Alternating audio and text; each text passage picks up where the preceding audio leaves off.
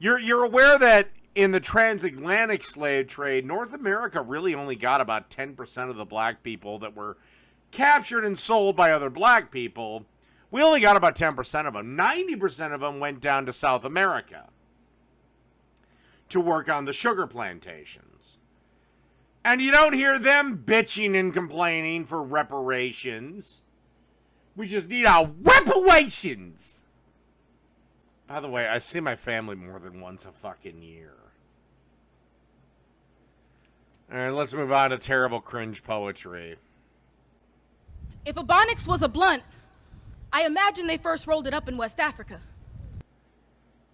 No, they mostly rolled it in fucking probably Oakland, California. Because the people that live in the West African region don't speak English, sweetheart. And marijuana doesn't grow in that region either. And also, I know you're going to really hate me saying this, but I'm going to love saying it. I can tell just by your facial structure, you've got some white in you. I don't know how much, but you've got some white in you. And the tip was pressed to slave lips that gasped in every last leaf of language right before the ship touched in, I bet. You know, they were put on that ship by other black people, right? Way before stepping onto America's conditioned red carpet, they smoked heritage like it was oxygen. And also, the people delivering you into slavery gave you marijuana? That was nice of them. And every hit they took to live took deep inhalation. I bet Senegal sat, legs twisted, fingers and lips synced to a swisher, craftily packing every... Marijuana's really?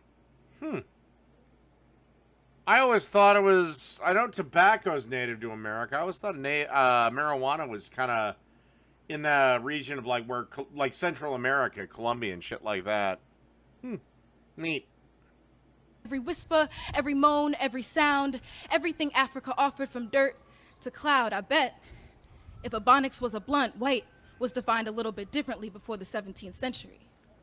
I mean, before signaling the bleaching of worlds, white was only exhaled clouds like a palm reed. It was pure. You know, the white people just didn't roll up on places and said, we're here, we're white, we're ruling now.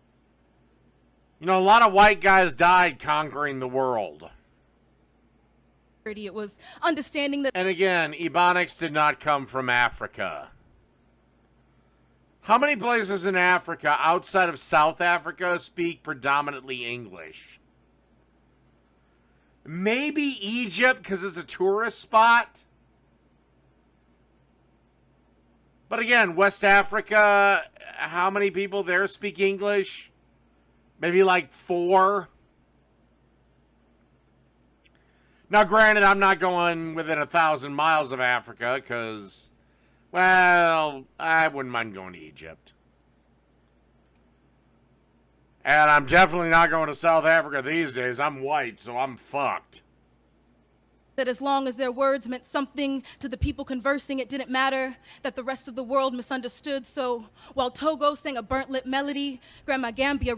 By the way, most black people in bondage and enslaved today, and by the way, we have more people in slavery today than ever before, are either A, black, enslaved by other black people, or B, are Arabic. So yeah, this myth that it was just white people that enslaved just black people and this is a entirely unique phenomenon is, well, quite frankly, ridiculous. Rotated a fronto while Ghana sat listening, took 2 puffs and passed to Mali. Passed until West Africa's fingertips were sweet like this medicine, until each inch of the... Sweetheart, I don't know how to tell you this.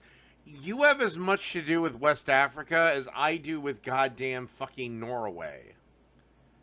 We're both American. Can we fucking act like it? The continent was the fragrance of the blackest keef in the region, passed until they tested every strain. Until every memory, miracle, and mistake could also pump and pound. I know, but I get that syndrome, but right now, slavery is, for lack of a better term, made a comeback. It's not called slavery, I forget what it's called, but it's essentially slavery. Down through veins and until the blackness of the sky laid smooth and uninterrupted on skin. I'm guessing that smoking was pleasure in sin. I bet the gods forgave. I bet if Ebonics was a blunt, it was hidden under tongues at plantations until it stung. No, Ebonics... Oh my god. Alright, fine, fuck it. I'll just be the asshole. Ebonics grew because education at some point was not valued in the black home anymore. And instead of learning proper English, you guys decided to go with your dumbed down version of it.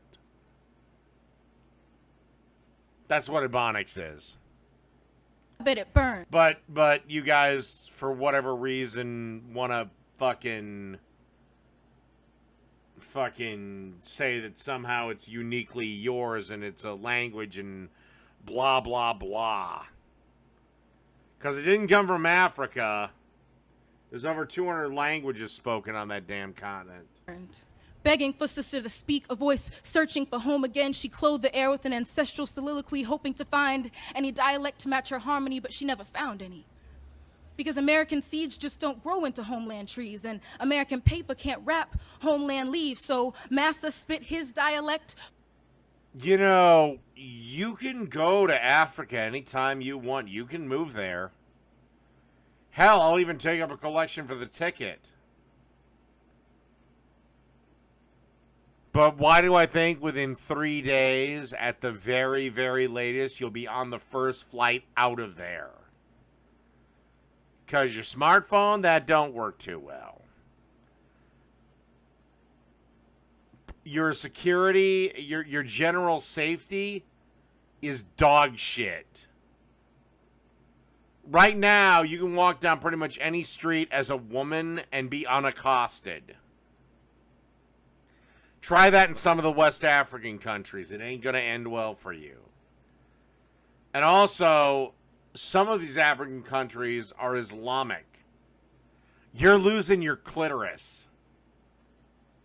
Forcing former freedmen to speak what he thought correct, and Sister's blunt dwindled because every single slave now smoked with extended deep strokes, lips tightening, never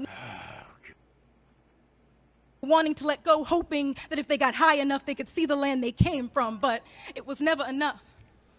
So then with residue still clutching to lungs and a new language perched uncomfortably on tongue, what they spoke wasn't native, but it wasn't English either. It was a mixture of displacement. It was miseducation. It was under-oxygenated breath for these breathers, a lost following for these leaders, these former kings, these men once free. But I guess you could say that if Ebonics was a blunt, we found a way to make black lungs work for us. We found a way to keep what was birthed to us, what burns in us. These words in us will keep burning with this uneasy English because it is one of the only things. This uneasy English, you've been speaking it since birth. You speak it as well as I do. Seriously, you want to go back to the motherland? Go for it. You won't like it. We have left, and we will keep burning with this uneasy English because this broken hymn, this raspy throat, this ember, this ash. Oh my God. Yeah, victim yourself more. Sure, your ancestors might have suffered. Did you? Oh, that's right. No, you didn't. You were never a slave. Your mother was never a slave. Your grandmother was never a slave. Your great-grandmother was never a slave. Your great-great-grandma... This is where I get into the territory of maybe. But I can already tell just by your facial structure... You have white in you. So are you oppressing yourself? Also, let's also be clear, there are massive problems in the black community. And it has nothing to do with whitey. Trade, this tiny last roach seems to be endless.